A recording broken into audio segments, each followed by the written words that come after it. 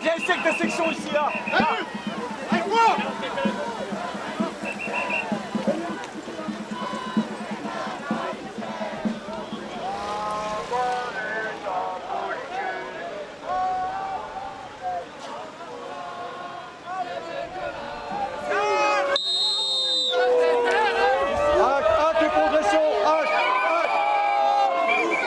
Vous êtes là avec votre tenue professionnelle, si je Tout à fait. l'appelle comme ça, Oui. devant l'Assemblée nationale, à peine une heure et demie après l'annonce de l'usage du 49.3 pour passer en force au Parlement la réforme des retraites voulue par le gouvernement Macron. Pourquoi êtes-vous là et que se passe-t-il ce soir? On est là pour montrer que comme une grande partie du peuple français, nous sommes déterminés, que ces manières de faire ne nous font pas peur et que nous sommes déterminés, quelles que soient nos professions, à se battre contre ce qui est décidé en dépit de nos demandes, en dépit de nos réclamations parfaitement légitimes et de manière totalement brutale avec le peuple français. On n'a pas peur, on ira jusqu'au retrait. Qu'est-ce que ça vous inspire, ce recours au 49.3 en pleine crise virale où les médias ne parlent que du virus, que du virus, que du virus? Ça paraît un peu gros de passer à ce moment-là. Ça m'inspire une dictature, mais une dictature qui sera impuissante. Nous sommes ici dans le berceau de la démocratie et ce genre de manière de dictature ne nous feront pas peur. Alors on nous demande de reculer, on peut pas interviewer ici. La police ne veut pas qu'on vous interviewe ici. Je le constate comme vous, je le déplore. Jusqu'où ça peut aller? Nous sommes pas là. Ça peut jusqu'au retrait. Oui, Ça ira jusqu'au retrait. Le 49.3, fatalement, il est inimaginable. Ça n'est pas fini, ça n'est pas fini. Le 49.3 n'est qu'une petite bataille dans la guerre. Ça n'est pas fini. Le 49.3, c'est une fois par session. Le 49.3, c'est pas tenir compte du Sénat. Le 49.3, c'est pas tenir compte de la loi organique. Le 49.3, c'est pas tenir compte du fait que nous sommes des millions et des millions de Français à pas laisser passer ça et on lâchera rien. On croit qu'on va nous faire peur et qu'on va jouer l'essoufflement en 2 mois, en 3 mois. On lâchera rien, on est trop nombreux et c'est eux qui s'essouffleront à ce jeu-là. Merci beaucoup, merci. Merci.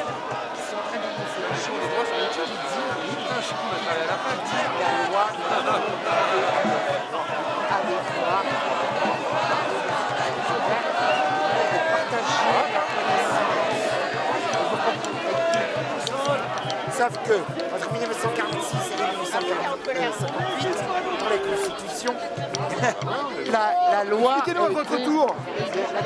Exprimez-nous en direct cette colère. Vous êtes devant l'Assemblée nationale. Il fait froid. On est en pleine crise virale. Le moment paraît choisi très opportunément. Évidemment. L'annonce a été faite il y a à peine 1h30. Qu'est-ce que ça vous inspire tout ça? Il y a 1h30, il pleuvait. Donc s'ils ont fait ça un jour de pluie, un jour de froid, c'est pour que les gens n'aillent pas dans la rue. Et nous, on est là pour leur prouver le contraire. Alors Ça ne sera pas faire. Et on parle de confinement dans les heures qui viennent à cause du virus. Je répète ma question, ça paraît très opportun. Ouais, bon, non, moi je le dis sur le ton de l'humour. C'est sur le ton de l'humour.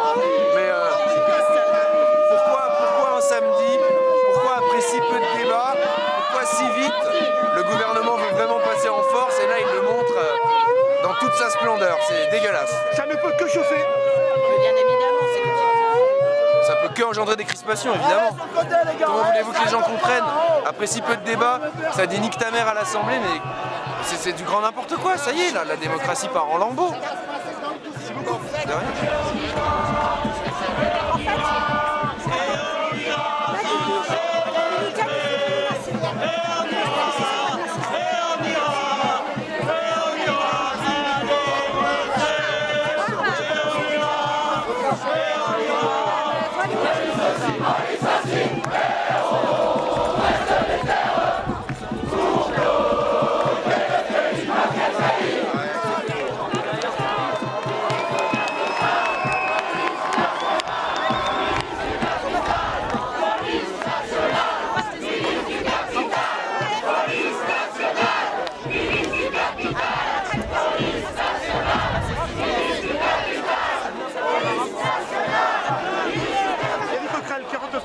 On y est. On a franchi l'étape. Ah ouais, on y est par surprise en plus. Hein. Ah oui. Voilà. Je vous coupe, mais le gouvernement a-t-il attendu qu'on parle beaucoup de ce virus pour, Je sais pas, rien mais ce que je sais en tout cas, c'est que c'était un conseil des ministres spécial sur le coronavirus et qu'ils en profitent pour annoncer ça à la va-vite un samedi soir. Donc c'est, j'allais dire que au caractère déjà antidémocratique 49.3, ils ajoutent en plus une méthode expéditive. Bon, vous me direz, c'est leur style depuis des semaines. Je vous fais observer qu'on n'est même pas arrivé à la butée qu'ils s'étaient fixée en termes de débat parlementaire. C'est donc en moins de 2 semaines, ils ont décidé le 49-3, mais c'est une méthode autoritaire, mais qui est aussi un aveu de faiblesse terrible. Parce que pour la seconde fois après la commission spéciale, ils n'auront pas été capables de faire adopter la loi en tant que telle à l'Assemblée. C'est ça le résultat. Ils ont une majorité écrasante, ils sont même pas capables de passer par la loi puisqu'ils n'ont pas voté. Voilà. Donc la suite maintenant, il y a la motion de censure la semaine prochaine. Je crois que l'intersyndicale appelle déjà une manifestation. Bon, j'appelle pour ma part à ce qu'on soit le plus nombreux possible. Et puis je vous rappelle une chose, c'est qu'il y a le retour au Sénat. Manifestement, la loi ne passera pas. Ensuite, vous avez le retour à l'Assemblée. Donc, ils en ont encore pour des semaines et des semaines et des semaines. Combien de temps pour que cette loi passe? Mais par la moi, force, par le 49.3? Par le 49.3, elle passe en première lecture. Oui. Mais ils n'en ont pas fini avec l'affaire. Et entre-temps, ils vont avoir une gifle au niveau des élections municipales dont ils n'ont même pas idée. Donc je pense que ça peut faire en sorte que la mobilisation sociale reprenne du regain. La grève, pourquoi pas une grande marche nationale, on est plusieurs à mettre ça sur la table. En tout cas, il faut se dire une chose, cette majorité, contrairement à ce qu'on peut penser, elle est au bout du rouleau. Pendant 2 semaines, ils ont eu affaire, ils nous ont fait face de la manière la pire qui soit. Et ce 49-3, c'est peut-être le chant du cygne pour eux, en tout cas je l'espère.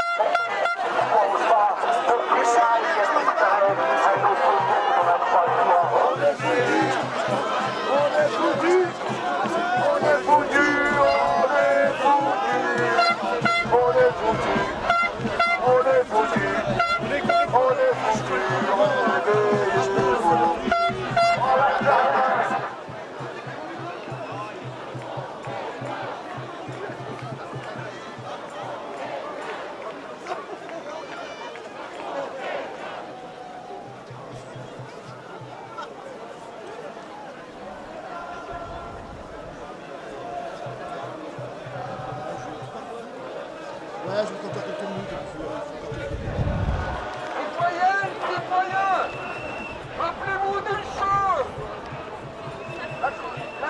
La Constitution de 1958 par laquelle nous sommes français préambule. Le peuple de France est solennellement attaché aux droits de l'homme. Or, article 21.3 de la Déclaration universelle des droits de l'homme, la volonté du peuple est le fondement de l'autorité du pouvoir public. Cette volonté doit s'exprimer par des élections honnêtes qui doivent avoir lieu périodiquement. Or, M. Macron